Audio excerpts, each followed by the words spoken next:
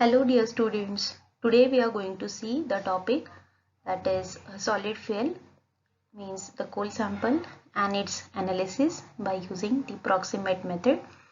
I hope you are watching all the videos, and again if you have any doubt you don't hesitate to ask. Feel free to ask any type of the problem or difficulties. Now when we say solid fuel, the thing come in our mind that is the coal. Now when we say the coal, this coal is being obtained by the degradation of plant material under the high temperature and pressure conditions inside the earth crust. Means here we can say that coal is nothing but the degradation product of the plants, and that confirms that it is obtained from plants because in coal we are having the presence of some woody material. Conversion of wood into a coal, this process is known as a coalification. So here we can say coal means nothing but the highly carbonious matter that has been formed as a result of alteration of vegetable matter under certain favorable conditions. And when we say this coal, then it is mainly composed of the elements like the carbon, hydrogen, nitrogen and oxygen, and along with this it will have some non-combustible inorganic matter, and that we will call it as the ash. So this process of conversion of wood into coal is known as coalification. Now as you can see here that when we are having a wood, it will get converted into the coal sample. But we know that we are having the various types of the coal samples like the peat, lignite, bituminous coal and anthracite. Means here we can say that as the degradation takes the longer time, the one type of coal converts into the another type of coal. So if you see here from wood to anthracite, as we move from left side to the right side, that is from wood to anthracite, what is happening that carbon content of the coal, calorific value of coal and its hardness is increasing.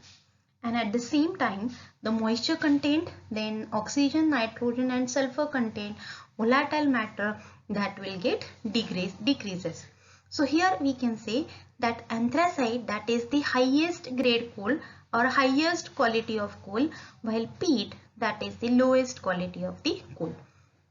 And we know that we can use these various coal samples for carrying out the different types of the processes in the furnace. So it becomes necessary to carry out the analysis of coal sample.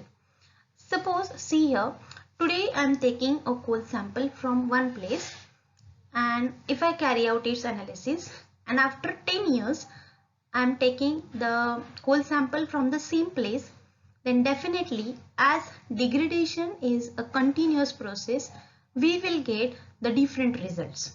Means after 10 years the coal sample will have some higher quality where its carbon content will be more, its calorific value will be more, and that is why it is necessary to carry out the analysis of the coal sample. And when we carry out the analysis, we will be able to decide the quality of coal, we will be able to decide the cost of coal, and we can define the uses of the given type of the coal sample. And that is why it is necessary to carry out the analysis of coal. This analysis can be carried out by using the two methods. One is the proximate analysis and another one is the ultimate analysis. So in proximate analysis, actually we will find out the four contents, that is the moisture, volatile matter, ash and fixed carbon. Means the analysis which involves the determination of moisture, volatile matter, ash and fixed carbon is known as proximate analysis. And as we know that coal is containing the elements like carbon, hydrogen, sulfur, nitrogen and oxygen, the estimation or the determination of these elements, that is carbon, hydrogen, sulfur, oxygen, nitrogen, ash, is known as ultimate analysis. So let us start with the analysis, that is proximate analysis, where we can find out the four content: moisture, volatile matter, ash and fixed carbon. So the first content which we can calculate here in proximate analysis is the moisture. Now we know moisture means nothing but the traces of water present in the coal sample.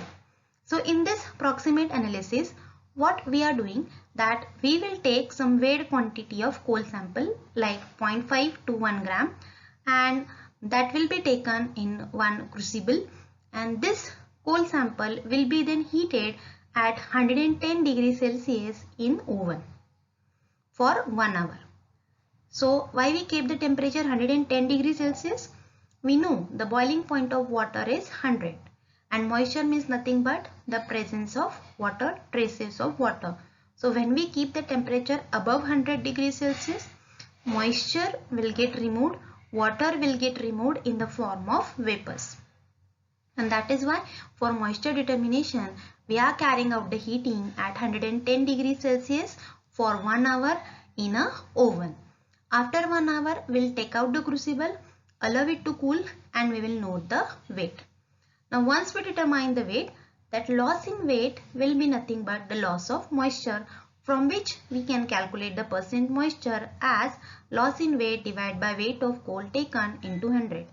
Means suppose your initial weight before heating is M, after heating at 110 degrees Celsius is M1, then M minus M1 is your loss in weight, that is nothing but the loss of moisture, which will be divided by the total quantity of coal sample, that is M into 100. So by using this formula, M minus M1 divided by M into 100, we will get the percent moisture. So here we can say to determine the moisture content, we carry out the heating at 110 degrees Celsius for 1 hour in oven. Now what is the significance of this? So we know that if moisture is present in a coal, then it is decreasing the calorific value and increasing the ignition temperature. And that is why we can say that if the coal sample is having the less moisture content, then it will be a good quality field. The next content which we can find out here, that is volatile matter. Now volatile matter, actually it is not present in a coal.